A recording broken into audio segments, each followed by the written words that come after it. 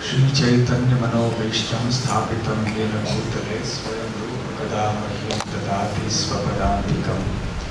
वन्देऽहं श्रीगुरो श्रीयुतपदं श्रीगुरुं वैष्णवांश्च श्रीरूपं साग्रजातं सहगण रघुनाथान्वितं तं सजीवं साद्वैतं सावधूतं परिजनसहितं कृष्ण चैतन्यदेवं श्रीराधा कृष्णपादान् सहगण ललिता श्रीविशाखान्वितांश्च।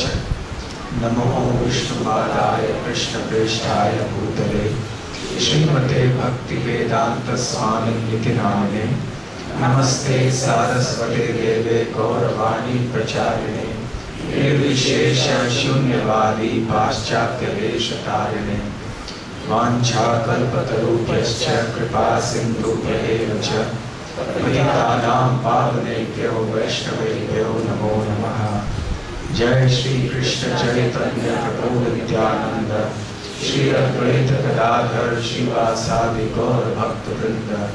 हरे कृष्ण कृष्ण कृष्ण हरे हरे, हरे राम राम राम हरे हरे। हरे कृष्णा।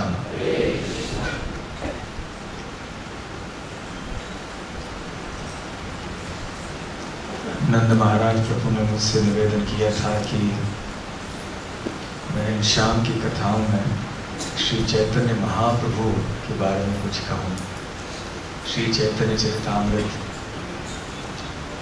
से कुछ कहूँ। तो मैंने सोचा वैसे कोई और लीला की चर्चा में करने वाला था, फिर मुझे याद आया 1 घंटे पहले कि आज तो एकादशी है, तो क्यों ना चैतन्य महाप्रभु की ऐसी कोई लीलाओं का वर्णन किया जाए जो कि एकादशी से संबंधित है। अच्छा प्रस्ताव है। तो हम कृष्ण भक्तों के लिए, आप तो जानते हैं कि एकादशी का उत्सव महत्वपूर्ण होता है। इसी श्लोक, इसी गीत में, इसी भजन में, जिसको कि हमने अभी गाया, भक्ति विनोद ठाकुर कहते हैं, माधव तिथि भक्ति जननी यतने पालन कोरी। माधव तिथि अर्थात भगवान श्री कृष्ण का दिवस। और अनुवाद में श्रील प्रभुपाद जी बताते हैं, माधव तिथि का तात्पर्य है एकादशी, जन्माष्टमी, रामनवमी, गौर पूर्णिमा, नरसिंह चतुर्दशी इत्यादि। तो भगवान के जितने भी उत्सव हैं वो सब माधव तिथि हैं। जिन तिथियों में भगवान का कोई उत्सव मनाया जाता है वो है माधव तिथि। तो यहाँ भी भगवान माधव विराजमान हैं। और आज एकादशी है। एकादशी को हरिवासर कहते हैं। वैसे हिंदी में तो शब्द वार हो जाता है, सोमवार, मंगलवार, बुधवार, परंतु मूल रूप से संस्कृत जो शब्द है वो है वासर। तो वासर से शब्द आया है वार। तो ये एकादशी है हरिवार, हरिवासर, हरि का वार है। अन्य जो 7 दिन हैं वो ग्रहों के वार हैं सब। या तो सूर्य का वार है रविवार, सोमवार चंद्र का वार है, या मंगल का वार है, या बुध का वार है। ऐसे 7 वार हैं अलग अलग ग्रहों से संबंधित। अंग्रेजी में भी है और हमारे वैदिक सभ्यता में भी। परंतु ये शौर्य गणना के अनुसार है। सौर्य गणना अर्थात सूरज के हिसाब से। वैदिक सभ्यता में सौर्य दिनदर्शिका होती है और चंद्र के हिसाब से तिथि भी गिनी जाती है, जिसे सोम कहते हैं। सोम वर्ष, सोम मास। वैसे चाँद के हिसाब से जब हम गणना करते हैं तो हर एक दिन को तिथि कहते हैं। तो ये है तात्पर्य तिथि शब्द का। तो जब उत्सवों का विचार करते हैं कि कौन से दिन पर जन्माष्टमी है, कौन से दिन पर रामनवमी है, तो ये तिथियां हैं, नवमी, एकादशी, अष्टमी इत्यादि। और क्योंकि सौर्यमास और चंद्रमास में अंतर है, भेद है, इसलिए प्रतिवर्ष एक तिथि एक ही दिवस पर नहीं आती है, अलग अलग दिनों पर आती है। तो वैसे देखा जाए तो हर एक दिन हरि का दिन है, क्योंकि हर एक दिन पर हमें भगवान का नाम लेना है, भगवान की कथाओं को सुनना है, भगवान श्री कृष्ण की सेवा करनी है। वैसे देखा जाए तो हर एक दिन हरि वासर है, फिर भी भगवान ने विशेष करके एक दिन चुना है जिसे हरि वासर कहते हैं, जो कि एकादशी की तिथि पर होता है।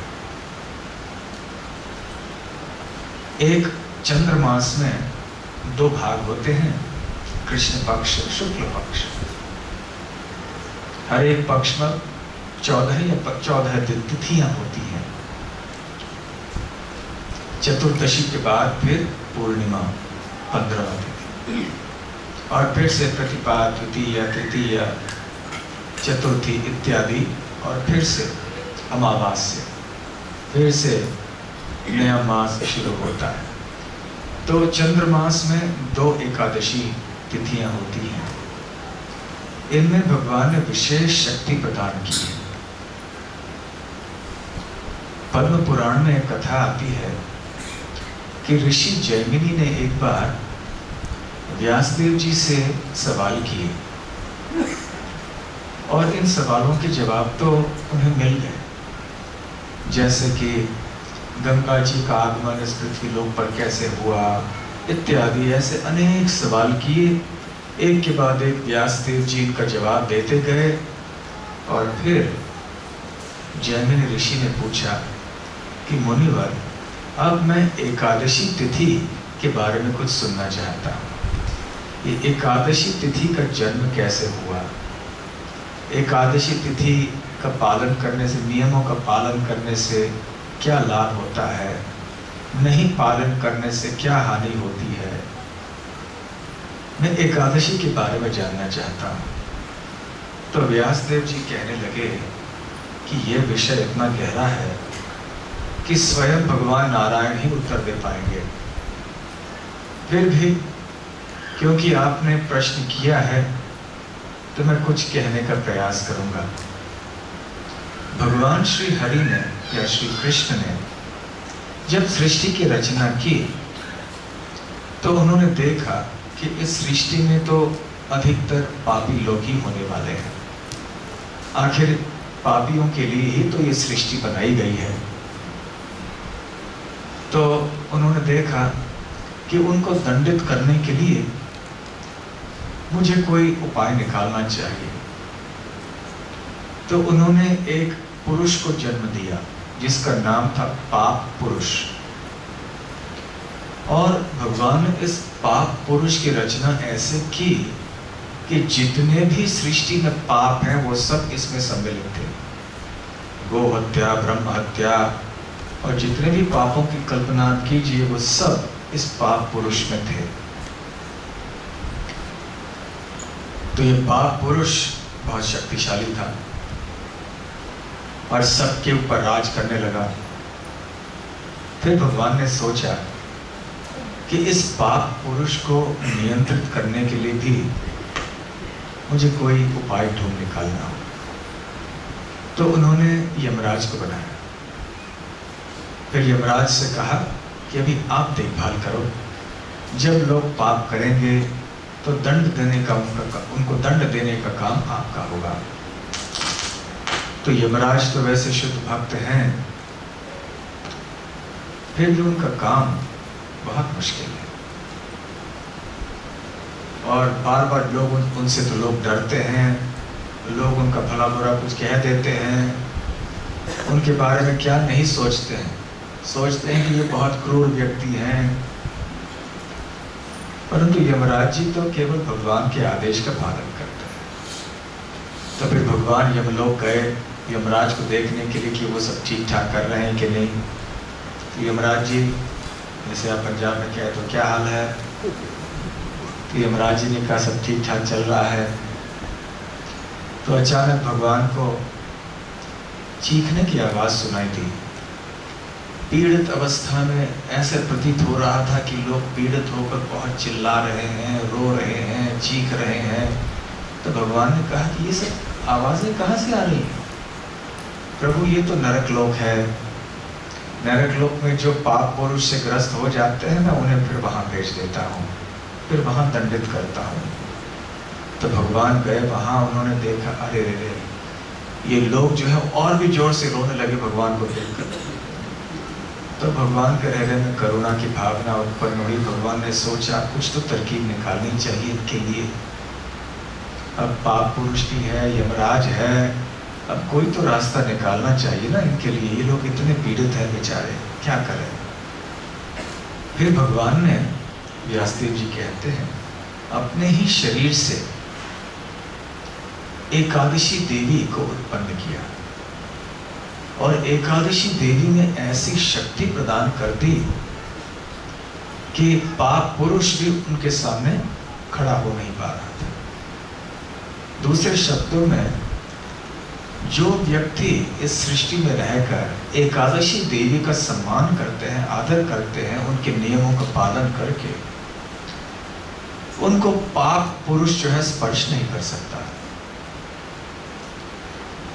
तो एकादशी तिथि का पालन सभी करने लगे और भगवान ने कहा कि जो ऐसे एकादशी देवी का सम्मान करेंगे, आदर करेंगे, वो सीधे मेरे धाम में पहुंच जाएंगे, वैकुंठ जगत में। तो हुआ ऐसे, बड़ी संख्या में लोग वैकुंठ लोग जाने लगे एक के बाद एक। अब बेचारे पाप पुरुष देखते रह गए, अब ये क्या हो रहा है।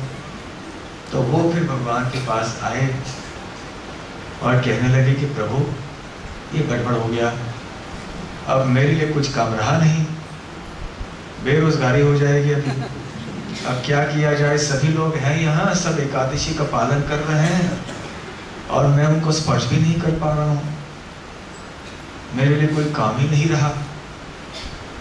तो आपने तो मुझे भी तो आप ही ने बनाया ना, तो कुछ उपाय ढूंढिए प्रभु। तो भगवान ने कहा ठीक है, हाँ ये सही है कि तुम्हें भी तो मैंने ही बनाया, तुम्हारा देखभाल करना भी मेरा कर्तव्य है। तो ठीक है, ऐसे करते हैं कि एकादशी के होते हुए भी तुम्हारा प्रभाव रहेगा। वो कैसे? एकादशी के तिथि पर तुम पूरी शक्ति से अन्न में निवास करोगे और जो अन्न को स्वीकार करेगा एकादशी की तिथि पर, एकादशी होते हुए भी उसे एकादशी का लाभ नहीं मिलेगा, उसे नरक जाना। जितने भी सारे पाप तुम में सम्मिलित हैं वो सब उसके सर पे आ जाएंगे, उसको दंड भुगतना पड़ेगा नरक लोक में जाकर। तो पाप पुरुष सोचिए चलो कुछ तो काम हुआ मेरे लिए। इसलिए एकादशी के दिवस पर अन्न ग्रहण नहीं करते हैं हम, भले वो महाप्रसाद भी क्यों ना हो। श्रील प्रभुपाद जी भी अपने तात्पर्यों में समझाते हैं कि वैसे तो भगवान के महाप्रसाद का आदर तुरंत करना चाहिए। जब कोई हमारे सामने महाप्रसाद लाता है तो हमें कम से कम नमस्कार तो करना चाहिए।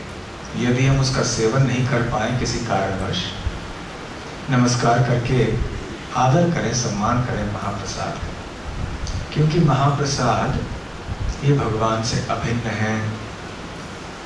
भगवान के जो विभिन्न रूप हैं जिनमें कि वो इस सृष्टि में प्रकट होते हैं, उनका आदर अलग अलग तरह से किया जाता है। जैसे भगवान शास्त्र रूप में, भागवत और गीता के रूप में प्रकट हैं, तो इस रूप में भगवान की सेवा की जाती है, पठन करके, श्रवण करके, कथन करके। भगवान का श्री विग्रह है जो कि भगवान से अभिन्न है, इस रूप में भगवान की सेवा की जाती है, दर्शन करके, आरती उतार के, भोग चढ़ा के, श्रृंगार करके, स्तुति करके। तो उसी तरह से जो प्रसाद का रूप होता है भगवान का, इस रूप में भगवान का सबको सम्मान किया जाता है उस प्रसाद का सेवन करके। साधारण जगत, वैसे बाहर लोग कहते हैं हम खाना खा रहे हैं, खाना खाना ये बहुत एक सभ्य भाषा नहीं है। खाना खाना खाना नहीं बोलते, प्रसाद ग्रहण कर रहे हैं, प्रसाद का सेवन कर रहे हैं। प्रसाद केवल खाया नहीं जाता, प्रसाद की सेवा हम करते हैं। खा के प्रसाद की सेवा होती है, इसलिए प्रसाद के संबंध में हम सेवन या ग्रहण ऐसे सम्मान पूर्वक शब्दों का प्रयोग करते हैं, खाना इत्यादि नहीं कहते। तो प्रसाद का सेवन किया जाता है। प्रसाद का सेवन नहीं करने से ये अपराध होता है। जब चैतन्य महाप्रभु एक बार प्रातः काल में जगन्नाथ भगवान का दर्शन लेके हाथ में कुछ जगन्नाथ जी का महाप्रसाद लेकर सार्वभौम भट्टाचार्य के घर में पहुंचे। भट्टाचार्य उस समय सोए हुए थे या विश्राम कर रहे थे, कहना चाहिए। तो दरवाजे पे खटखटाया महाप्रभु ने, तो जागे भट्टाचार्य, कृष्ण कृष्ण कह के उठे, दरवाजा खोला। महाप्रभु प्रसन्न हुए कि वो व्यक्ति जो पहले मायावादी थे, निराकारवादी थे, भक्ति को बिल्कुल नहीं मानते थे, वो आज कृष्ण कृष्ण कह के उठ रहे हैं नींद से। दरवाजा खोल ली। भट्टाचार्य बड़े प्रसन्न हुए, महाप्रभु को देखकर प्रणाम किया। जब महाप्रभु ने उनको प्रसाद दिया, महाप्रसाद जगन्नाथ भगवान का, तो तुरंत मुंह धोए बिना भी सार्वभौम भट्टाचार्य ने उस महाप्रसाद को ग्रहण कर लिया। चैतन्य महाप्रभु थोड़ा मजाक उड़ाने लगे उनका, अरे इतने श्रेष्ठ ब्राह्मण भट्टाचार्य हो, आचार्य नहीं भट्टाचार्य हो, इतने बड़े ब्राह्मण, और देखो शुचि का पालन नहीं कर रहे हो। स्नान करने के बाद भोजन ग्रहण किया जाता है, यहाँ तो मुंह भी नहीं धोया, स्नान करने के बाद दूर सीधे महाप्रसाद मुंह में डाल लिया। फिर सार्वभौम भट्टाचार्य कहने लगे, हाँ प्रभु, क्योंकि ये साधारण भोजन नहीं है, ये महाप्रसाद है। साधारण भोजन होता तो आप जो कहते हैं वो सही है, परंतु ये महाप्रसाद है और शास्त्रों में विधि है कि महाप्रसाद को पाते ही तुरंत सेवन करना चाहिए और कोई शुचि अशुचि का विचार नहीं होता है इसमें। तो महाप्रभु और भी प्रसन्न हुए। सार्वभौम भट्टाचार्य के महाप्रसाद में विश्वास को देखकर। महाप्रसादे गोविंदे नाम ब्रह्मणि वैष्णवी स्वल्प पुण्यवताम राजन विश्वासो नैव जायते। इसका मतलब कौन बताएंगे? हम रोज इस मंत्र का उच्चारण करते हैं, श्लोक को कहते हैं, परंतु अक्सर मैं देखता हूँ लोग गलत उच्चारण करते हैं या इसका अर्थ नहीं जानते। तो आप सब विद्वान हैं, हमने सुना है चंडीगढ़ के भक्त बहुत गीता और भागवत को अच्छी तरह से पढ़ चुके हैं। तो आप में से कोई बताइए इस श्लोक का अर्थ क्या है, शब्दार्थ करके बताएं कोई। शायद मैंने घबरा डाला सबको ऐसे करके, संकोच नहीं करें। हाँ जी बताइए, हाँ बोलिए, थोड़ा जोर से माइक दीजिए।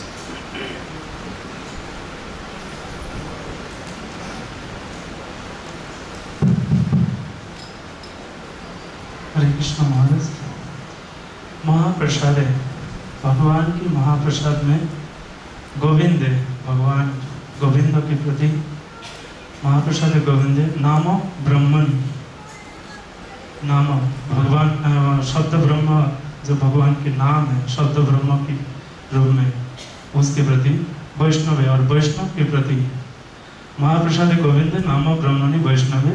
स्वल्प पुण्य वर्तान राजन, स्वल्प पुण्य जो जिनमें इतना पुण्य की पूंजी नहीं है, स्वल्प पुण्य वर्तान राजन, वो विश्वास है राजन, वो इनमें विश्वास ही नहीं होते। ठीक है, बहुत अच्छा,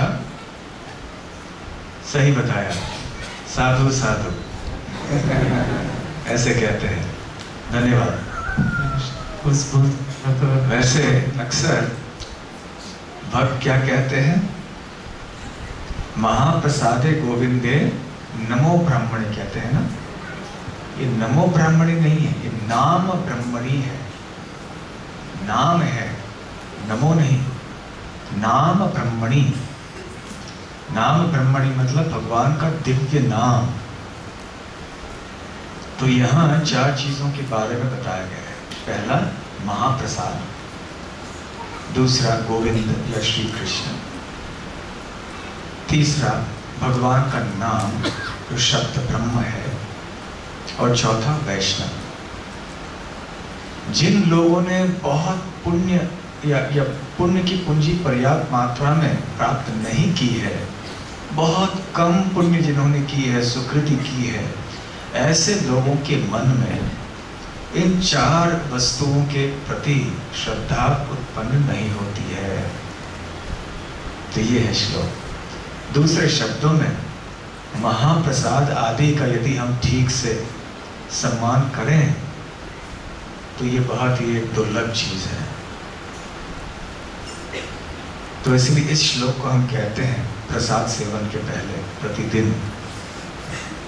तो महाप्रभु बड़े प्रसन्न हुए कि सार्वभौम भट्टाचार्य अब इस तरह के श्रद्धालु भक्त हो गए थे कि कृष्ण प्रसाद महाप्रसाद के प्रति उनकी श्रद्धा इतनी तीव्र थी।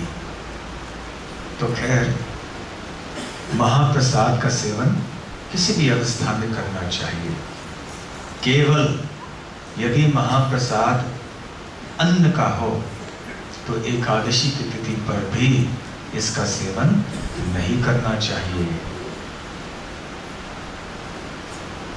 एक बार हुआ ये, संक्षेप में इसका वर्णन चैतन्य चरितामृत में पाया जाता है और थोड़े विस्तार में वृंदावन दास ठाकुर के चैतन्य भागवत में पाया जाता है। चैतन्य महाप्रभु अपनी बाल लीला कर रहे थे। जैसा आप सब जानते हैं, वो निमाई पंडित के नाम से जाने जाते थे। निमाई केवल बच्चे थे उस समय, बाल लीला थी उनकी। और निमाई ने अपने हरिनाम संकीर्तन के आंदोलन का उद्घाटन तो जन्म के पहले से ही कराया था, क्योंकि लोग हरि हरि इन शब्दों का उच्चारण कर रहे थे। ग्रहण हुआ था उनके जन्म के समय, तो अपने जन्म से ही उन्होंने सबके मुख से भगवान का नाम निकलवाया। अपनी बाल लीलाओं को करते करते बालक निमाई अक्सर रोया करते थे और उनको शांत करने के लिए एक ही उपाय हुआ करता था। जब कोई हरि हरि कहता था या हरि बोल कहता था या हरे कृष्ण महामंत्र का उच्चारण करता था तो तुरंत निमाई चुप हो जाते, शांत हो जाते थे। तो सभी लोग जान गए कि निमाई को शांत करने का ये एक ही रास्ता है। कभी कभी निमाई किसी पंछी को देखते जो आसमान में उड़ रहा होता था और कहते मुझे चाहिए, पंछी चाहिए।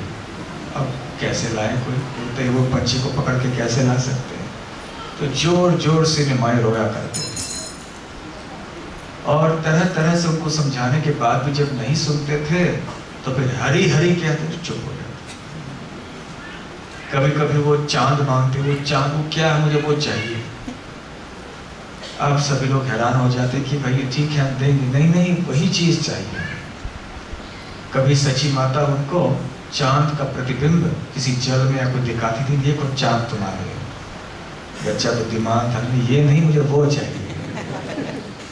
और जब नहीं मिलता था तो ऐसे फूट फूट के रोते थे जोर जोर से कि सारे गांव को हिला डालते थे। फिर सभी लोग आते, अंततः केवल हरि हरि कह के ही वो चुप हो जाते। परंतु एक दिन निमाई ऐसे रोए कि सारे नवद्वीप के निवासी आके वहां हरि हरि बोल रहे थे, फिर भी निमाई रोना बंद नहीं कर रहे थे। सभी लोगों को आश्चर्यचकित हुआ कि अब क्या किया जाए, कैसे निमाई का रोना बंद किया जाए। तो फिर आखिर सबने पूछा, भाई निमाई देखो अब तुम ही बताओ, तुम्हारा रोना कैसे बंद हो सकेगा अभी। तो निमाई ने कहा, मुझे जगदीश पंडित और हिरण्य पंडित के घर में जो विष्णु को चावल का भोग चढ़ाया है आज एकादशी के दिन, मुझे वो महाप्रसाद, चावल का महाप्रसाद चाहिए, तब मैं रोना बंद करूंगा। अब सब लोग वैसे ही इतने हैरान हो गए थे बेचारे कि कुछ भी करने के लिए तैयार थे रोना बंद कराने के लिए। परंतु जगन्नाथ मिश्र सोचे कि अरे ये कैसे हो सकता है, हम सब तो सभ्य ब्राह्मण हैं और एकादशी के दिन पे तो महाप्रसाद भी क्यों न हो, लेकिन वो अन्न हो तो वो तो बिल्कुल नहीं ग्रहण करना चाहिए। अब निमाई तो चावल मांग रहा है, हालांकि ये महाप्रसाद है, लेकिन हम कैसे दे सकते हैं आज एकादशी के दिन। और वैसे भी इस बच्चे को पता कैसे चला कि आज एकादशी है। और एक बात ये है कि उसे ये कैसे पता चला कि जगदीश पंडित और हिरण्य पंडित के घर में भगवान विष्णु को चावल और बहुत सारे स्वादिष्ट व्यंजन भोग लगाए जा रहे हैं। इस बच्चे को कैसे पता चला ये सब। जगन्नाथ मिश्र ने सोचा, चलो मैं जाके देखता हूं कि वाकई ऐसे जगदीश पंडित के घर में हो रहा है या नहीं। वैसे लगभग 2 मील की दूरी पर था उनका घर, जगदीश पंडित का घर। 2 मील ज्यादा दूर नहीं है, लेकिन इतना पास भी नहीं है। तो जगन्नाथ मिश्र पैदल गए वहां और पहुंचे जगदीश पंडित के घर में और देखा कि वाकई बहुत सारे स्वादिष्ट व्यंजन भोग चढ़ाए थे जगदीश पंडित और हिरण्य पंडित ने भगवान को। तो जगन्नाथ मिश्र ने जाके कहा कि देखो निमाई बहुत रो रहा है और निमाई को पता चला है कि आज एकादशी के दिवस पर आपने ऐसे बहुत बढ़िया भोग चढ़ाया है भगवान को, तो निमाई वो महाप्रसाद चाह रहा है और इसके बिना वो रोना बंद नहीं करेगा।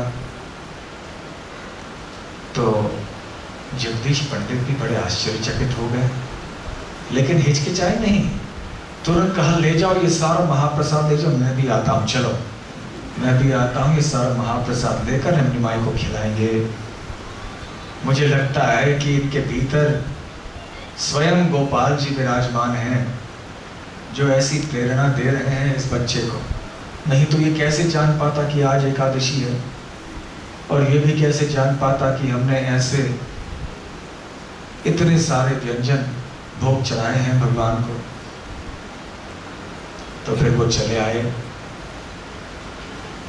बहुत सारे व्यंजन थे। तो बालक निमाई ने बड़े खुशी से हर एक व्यंजन को थोड़ा थोड़ा चख लिया, फिर रोना बंद कर दिया, शांत हो गए। तो ये एक अद्भुत लीला हुई। भगवान ने अपने बाल लीला में भी साबित कर दिया कि वास्तव में वही भगवान हैं। हालांकि वो एक मनुष्य की लीला या भूमिका निभा रहे थे, फिर भी भगवान ने एकादशी के दिन पर ऐसे अन्न महाप्रसाद को ग्रहण करके ये साबित कराया कि वो एक साधारण भक्त नहीं है, वो साक्षात भगवान है। अब और एक आश्चर्य की बात तो ये है कि स्वयं भगवान ने रो रो के उस महाप्रसाद को मंगवाया। जो कि जगदीश पंडित भोग चढ़ाने वाले थे भगवान विष्णु। अब हम साधारण भक्त जो होते हैं, हम भगवान के सामने व्यंजन रखते हैं और फिर भगवान से प्रार्थना करते हैं, और वास्तव में पता नहीं होता भगवान ले रहे हैं कि नहीं ले रहे हैं। हमारे हृदय में इतनी भक्ति नहीं है तो भगवान स्वीकार करेंगे क्या, संशय रहता है मन में। बस हौसला बनाए रखते हैं पत्र पुष्पम फलम तोयम श्लोक से, क्योंकि भगवान कहते हैं पत्र पुष्पम फलम तोयम यो में भक्त्या प्रयच्छति तदहम भक्ति उपहरितम अश्नामि प्रयतात्मनः, कि यदि कोई भक्ति भाव से मुझे पत्र पुष्प फल जल आदि अर्पण करे तो मैं उसे स्वीकार करता हूँ। अश्नामि, मैं उसे ग्रहण करता हूँ, क्योंकि ये मेरे भक्तों द्वारा भक्ति भाव से अर्पण किया गया है। तो खैर, बस हमारे लिए सांत्वना इसी बात की होती है कि भगवान ने घोषणा की है भगवत गीता में कि वो लेंगे, तो बड़े मुश्किल से हम कुछ न कुछ बना के भगवान को भोग चढ़ाते हैं। जितनी भी भक्ति हमारे हृदय में है कोशिश करते हैं ताकि भगवान प्रसन्न हो हमारी सेवा से। परंतु देखिए, कभी कभी ऐसे भी भक्त होते हैं जिनको भगवान को भोग चढ़ाने की आवश्यकता नहीं होती है, भगवान आके उनके पास से छीन लेते हैं कि मुझे खाना है तुम्हारा भोग। जैसे कि उन्होंने किनके साथ किया था द्वारका में,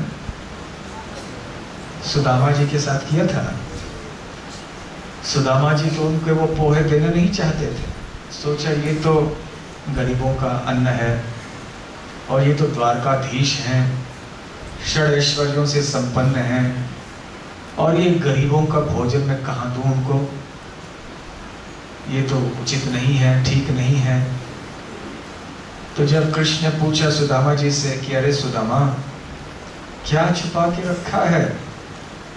नहीं नहीं नहीं, कुछ नहीं कुछ नहीं कुछ नहीं, कुछ तो है, दिखा मुझे क्या है। तो जबरदस्ती भगवान ने सुदामा से छीन ली। कृष्ण तो क्षत्रिय थे और सुदामा ब्राह्मण बेचारे, दुबले पतले ब्राह्मण थे, और वैसे भी अनेक महीनों से अनेक वर्षों से सही भोजन भी नहीं ग्रहण किया था, इतने गरीब थे वो, केवल हड्डियां थी दिख रही थी उनके अंदर। तो वो क्या विरोध करते भगवान का। भगवान तो एक क्षत्रिय की भूमिका निभा रहे थे, जबरदस्ती छीन लिए और फिर एक ग्रास लिया मुंह में। वाह, ऐसा स्वादिष्ट भोजन तो मैंने आज तक ग्रहण नहीं किया है। उधर रुक्मिणी देवी अवाक हो गई, चकाचौंध होगी कि ये क्या कर रहे हैं हमारे स्वामी। जब दूसरी बार भगवान ऐसे करने गए तो रुक्मिणी देवी ने स्वतः भगवान का हाथ थाम लिया, कहा कि नहीं प्रभु, ऐसे नहीं करना, ऐसे करोगे तो मेरी तिजोरी पूरी तरह से खाली हो जाएगी। एक बार इसका अर्पण किया हुआ, इस ब्राह्मण का अर्पण किया हुआ भोग ग्रहण करने से वैसे भी मेरी तिजोरी खाली हो गई, अब दूसरी बार लोगे तो मैं क्या दूंगी। तो ये था सुदामा का प्रेम। ये प्रेम इतना तीव्र था कि भगवान श्री कृष्ण बाध्य हो गए छीनने के लिए सुदामा से। सुदामा को जाकर मंत्रों का उच्चारण करके घंटी बजा के अर्पण करने की आवश्यकता नहीं पड़ी, स्वयं भगवान श्री कृष्ण आए, उन्होंने छीन ली। ठीक उसी तरह से जगदीश पंडित और हिरण्य पंडित के साथ भी ऐसे हुआ। गौड़ गणोद्देश दीपिका नाम का एक ग्रंथ है कवि कर्णपुर द्वारा विरचित, जिसमें यह बताया गया है कि चैतन्य लीला में जितने भक्त हैं वो कृष्ण लीला में कौन थे। तो ये जगदीश पंडित और हिरण्य पंडित, ये कृष्ण लीला में याज्ञिक ब्राह्मणों की पत्नियां थीं दो। उन्होंने भी भगवान की इच्छा पूरी कर ली। भगवान भूखे थे, भगवान ने ग्वाल बालों को भेजा कि जाओ उनके पास से भिक्षा मांग लो।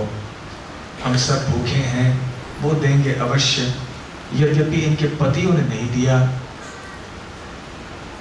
तो स्वयं भगवान ने जाकर उनसे भोग स्वीकार कर लिया।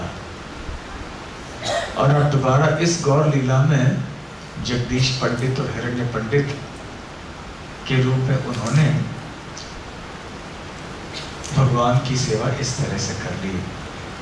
वैसे जगदीश पंडित के बारे में वो इतने महान भक्त थे, भगवान तो साधारण भक्तों के साथ ऐसी लीला तो नहीं करेंगे ना। बहुत प्रिय थे चैतन्य महाप्रभु को। संन्यास लेने के पहले महाप्रभु ने क्षमा कीजिए, जगदीश पंडित से कहा था कि आप जाके जगन्नाथपुरी में कृष्ण भक्ति और हरिनाम संकीर्तन का प्रचार करना। तो जगदीश पंडित चले गए वहां पर, जगन्नाथ भगवान का दर्शन किया,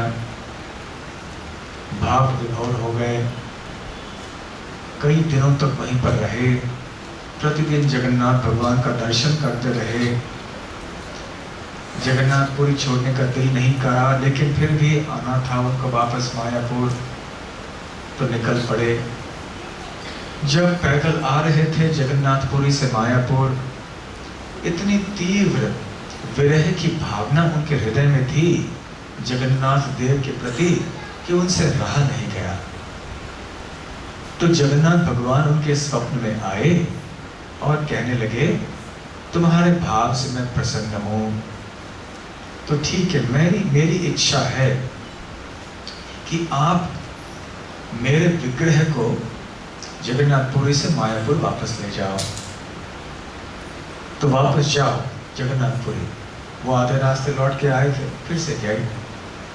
फिर मन ही मन सोचने लगे, जगन्नाथ भगवान की मूर्ति मैं अकेले ले आऊंगा, कैसे ले आऊंगा? भगवान जगन्नाथ की मूर्ति तो बहुत भारी होती है ना। आप में से कितने भक्त जगन्नाथपुरी में रथ यात्रा के समय गए हैं? हाथ ऊपर कीजिए। पांडु विजय उत्सव आपने देखा होगा, जब भगवान जगन्नाथ का विग्रह उठाया जाता है मंदिर के सिंहासन से और उन्हें रथ में सवार किया जाता है। इतने भारी होते हैं भगवान कि अनेक ऐसे हृष्ट पुष्ट पहलवानों को बुलाया जाता है, जिनको दैत्य कहते हैं। बड़े कठिनाई से वो भी उठाते हैं और ज्यादा दूर तक उठा के नहीं ले जा सकते, इसलिए बीच बीच में ऐसे तकिए रखे जाते हैं। बीच बीच में वो आराम करने के लिए वहां जगन्नाथ भगवान को रखते हैं, फिर उठा के ले जाते हैं, फिर तकिए के ऊपर रखते हैं। लेकिन वो तकिए जो है भगवान के वजन से फूट जाते हैं कभी कभी, इतने भारी होते हैं। तो यहाँ जगदीश पंडित सोच रहे, मैं अकेला ब्राह्मण कहाँ उठा के उनको ले जाऊंगा, कैसे संभव होगा? तो भगवान ने आश्वासन दिया कि चिंता नहीं करो, मैं बहुत हल्का हो जाऊंगा तुम्हारे लिए, लेकिन याद रखना, जहां तुम मुझे जमीन पर रखोगे मैं वहीं रुक जाऊंगा, वहीं से मैं फिर उठूंगा नहीं। उधर भगवान जगन्नाथ पुरी के राजा के स्वप्न में भी आए और उन्होंने कहा, अब नव कलेवर होने वाला है। जिस समय जगन्नाथ भगवान की नई मूर्ति आती है मंदिर में, ऐसे बताया जाता है कि नया शरीर भगवान को मिल रहा है, और जो पुराना विग्रह है उनको समाधि में उनको रखा जाता है। तो इसे समाधिस्थ विग्रह कहते हैं, पुराना विग्रह। तो भगवान जगन्नाथ ने जगन्नाथपुरी के राजा से कहा स्वप्न में कि अभी जो समाधिस्थ विग्रह है वो जगदीश पंडित को देना। तो ऐसे ही किया गया, और वाकई जैसे भगवान ने कहा था वैसे ये मूर्ति बहुत हल्की हो गई। तो भगवान जगन्नाथ को उन्होंने एक कपड़े में बांध दिया, कपड़े को टंगाया एक छड़ी से, वो छड़ी अपने कंधे पर रख के चलते पड़े। दो ब्राह्मण उनके साथ में थे, कभी एक ब्राह्मण उठाता था तो कभी दूसरा, और ऐसे चलते गए जगन्नाथपुरी की ओर। जगन्नाथ भगवान तो बहुत हल्के हो गए। जब वो पहुंचे एक स्थान में, एक जगह में जो आज चकदाहा के नाम से जाना जाता है बंगाल में। हमारा सौभाग्य था कि 3 साल पहले हम वहाँ गए थे। तो वहाँ गंगा में स्नान करने गए। जगदीश पंडित, उन्होंने ब्राह्मणों से कहा कि मैं अभी आ रहा हूँ, नीचे नहीं रखना जगन्नाथ भगवान को। जैसे ही वो गए गंगा स्नान करने के लिए, ब्राह्मणों ने देखा कि जगन्नाथ भगवान का वजन जो है बढ़ रहा है, इतना बढ़ गया कि सहन नहीं हुआ, उनको नीचे रखना ही पड़ा। जब वापस चले आए जगदीश पंडित, उन्होंने ब्राह्मण से कहा कि क्या बात है, मैंने कहा था नीचे नहीं रखना। तो ब्राह्मण ने कहा क्या करें प्रभु, ऐसे है कि इतने भारी हो गए कि और कोई हमारे लिए उपाय नहीं रहा। तो फिर जगदीश पंडित समझ गए कि ये भगवान की इच्छा है कि वो यहीं रहें। और ये जगह चकदाहा इसलिए नाम इसका है, वैसे चक्रदाह था।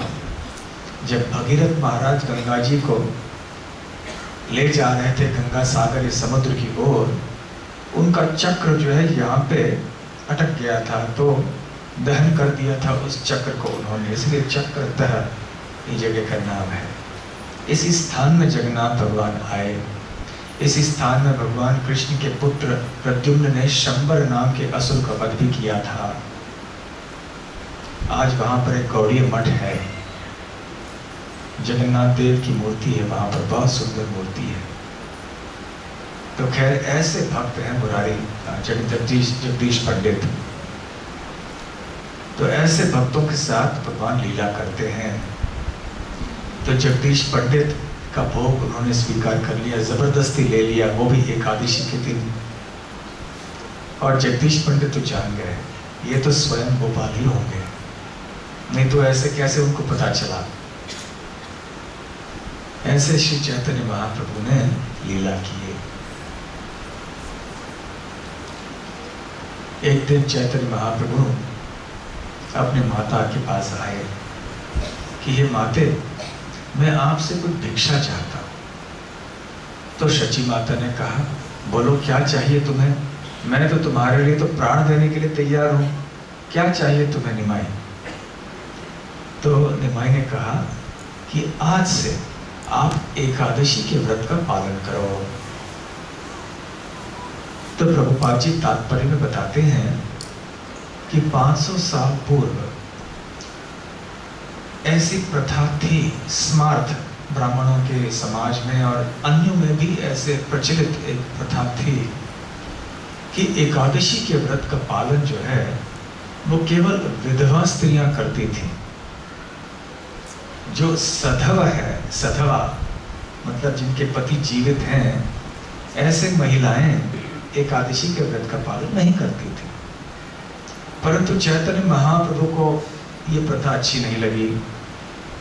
उन्होंने कहा नहीं, सभी को पालन करना चाहिए, यहाँ तक कि जो सधवा हैं उन्हें भी करना चाहिए। ये व्रत केवल विधवाओं के लिए नहीं होना चाहिए, क्योंकि भक्ति है ये सभी के लिए है, चाहे कोई विधवा हो, सधवा हो, कोई पुरुष हो, बच्चा हो, वृद्ध हो, हर एक को कृष्ण प्रेम प्राप्त करना चाहिए। और एकादशी के व्रत का पालन नहीं करेंगे तो फिर कैसे कृष्ण प्रेम प्राप्त करेंगे। माधव तिथि भक्ति जननी जतने पालन करी। तो दृढ़ता से इस व्रत का पालन हमें करना चाहिए, क्योंकि ये तो भक्ति की जननी है, स्वयं भगवान के दिव्य अंग से उत्पन्न हुई है। सारे बद्ध जीवों के ऊपर कृपा करने के लिए भगवान इतने कृपालु हैं कि कोई न कोई बहाना ढूंढते हैं वो हमें उनके करीब लाने के लिए। परंतु दुर्भाग्य की बात यह है कि दुनिया में बद्ध जीव बहाना ढूंढते हैं भगवान के बहानों को ठुकराने के लिए, नहीं स्वीकार करने के लिए। तो खैर फिर सच्ची माता प्रसन्न हुई। ठीक है निमाई, मैं आज से एकादशी के व्रत का पालन अवश्य करूंगी। फिर निमाई बहुत प्रसन्न हुए। चैतन्य महाप्रभु एकादशी के व्रत को बहुत महत्व दिया करते थे। जब उन्होंने सनातन गोस्वामी को उपदेश दिया, उन्होंने कहा कि आप न केवल श्री कृष्ण के लुप्त तीर्थ स्थानों को पुनः प्रकट करना वृंदावन में जाकर, न केवल मंदिरों की या विग्रहों की स्थापना करके मंदिरों का निर्माण करना, न केवल संशोधन करके समस्त शास्त्रों में कृष्ण भक्ति के निष्कर्ष को सुस्थापित करना समाज में, परंतु आप वैष्णव व्यवहार कैसे होना चाहिए, इसके लिए भी कोई मार्गदर्शिका की रचना करना। वैष्णव का रहन सहन कैसे होना चाहिए, बोलचाल कैसी होनी चाहिए, वैष्णव की तपस्या कैसी होनी चाहिए, अच्छा विग्रह की सेवा कैसी होनी चाहिए, व्रत आदि का पालन कैसे करना चाहिए, उत्सव कैसे मनाने चाहिए, इन सब के बारे में तुम बताना। तो 64 अंगों में से जो साधन भक्ति के 64 अंग हैं, जिनको कि चैतन्य महाप्रभु ने सनातन गोस्वामी से कहा था, वो रूप गोस्वामी अपने भक्ति रसामृत सिंधु में भी बतलाते हैं। तो इन 64 अंगों में से एक अंग है एकादशी जैसे दिवसों का पालन करना या व्रत का पालन करना, अर्थात उपवास आदि करना, अन्न ग्रहण नहीं करना, हरि नाम अधिक लेना। वैसे एकादशी का मुख्य उद्देश्य ये नहीं है कि हम अन्न नहीं खाएं। अन्न नहीं खाने वाले और बहुत लोग होते हैं। बंदर भी जो वन में रहते हैं वो कहाँ अन्न खाते हैं, वो तो केवल फलों के ऊपर जीते हैं। जो बेर आदि होते हैं उनमें बड़े संतुष्ट रहते हैं। तो केवल अन्न ग्रहण नहीं करना ये मुख्य उद्देश्य नहीं है एकादशी का। ये केवल एक तपस्या है, क्योंकि अन्न के बिना आम व्यक्ति तो रह नहीं सकता। प्रतिदिन हम अन्न ग्रहण करते हैं, तो कम से कम एक दिन कोई प्रिय वस्तु हम भगवान के लिए त्याग करें, और विशेष करके वो वस्तु जिसमें कि एकादशी के दिवस पर स्वयं पाक पुरुष निवास करते हैं। तो ये उद्देश्य है, परंतु मुख्य उद्देश्य है कि भगवान का स्मरण हम बढ़ाएं, इंद्रिय तृप्ति को कम करें, ज्यादा हरि नाम लें, ज्यादा कृष्ण कथा सुने और कहें, ज्यादा कृष्ण की सेवा करें, हमारे कृष्ण भावना को हम बढ़ाएं और उसे तीव्र करें। ये एकादशी का उत्सव मुख्य उद्देश्य होता है।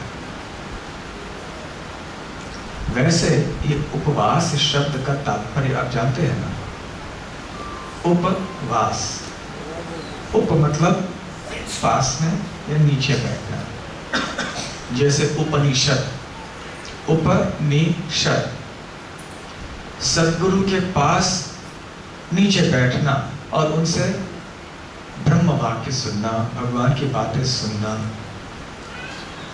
यह उपनिषद। उसी तरह से उपवास, तो ये उपवास क्या है? उपवास है मतलब भगवान के निकट रहना, भगवान के चरण कमलों में वास करना। तो यहाँ खाने की बात नहीं है उपवास में, यहाँ भगवान के निकट रहने की बात है। भगवान के निकट रहने का मतलब है कि हम भगवान का स्मरण करें, श्रवण करें, कीर्तन करें, सेवा करें। ये है वास्तविक उपवास। केवल आहार नहीं लेना इतना ही उपवास नहीं है। आहार नहीं लेने का उद्देश्य भी है कि कृष्ण स्मरण बढ़ाना। तो ये है उपवास का सही तात्पर्य। तो 64 साधन भक्ति के अंगों में ये एक है। तो सनातन गोस्वामी से महाप्रभु ने कहा कि आप इन नियमों का पालन कैसे किया जाए, ये भी आप बताना। जन्माष्टमी व्रत, एकादशी व्रत, इनका कैसे पालन करना चाहिए, बड़े विस्तार में आपको वर्णन करना चाहिए। तो ऐसे महाप्रभु ने बतलाया। और फिर एक श्लोक कहा उन्होंने, ये श्लोक यहाँ पर है।